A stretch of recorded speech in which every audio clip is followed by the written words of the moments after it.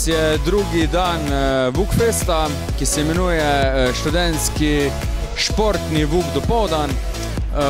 Ponuja par športnih dogodkov, zadnji za nami je Bik, potem imamo tudi gladiatorja, pikado, ki je pač malo manj športna zadeva, ampak vseeno, isto ročni nogomet, potem se lahko pomerijo v skiro, poligonu in pa v metanju na koš, to je to.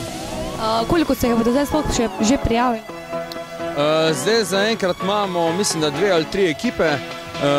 Upam, da pričakujem še več, pa nagrade so lepe, tako da upam, da se bojo udeležili. Dodaj pa se bo zavleklo danes? Ja, načeloma imamo rečeno do 6, pa bomo videli. Pustimo čas v čas. Si se mogoče sam preizkusil že na katerih od teh poligonov oziroma na Biku ali kje? Sem, ampak sem rahlo poškodovan, tako da ne bi rad tvegal.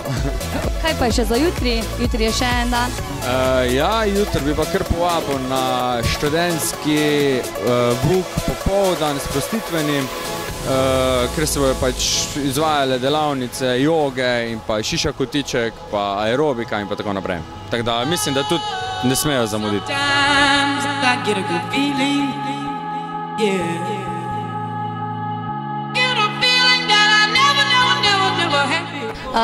Torej, kako se vam danes zdi tukaj na Vukfest? Kako se nam zdi tukaj?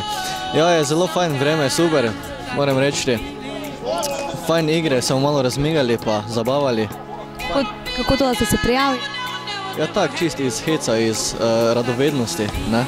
Tako da malo probamo. Kaj pa kaj pričakujete? Ja, pričakujemo zmago, definitivno.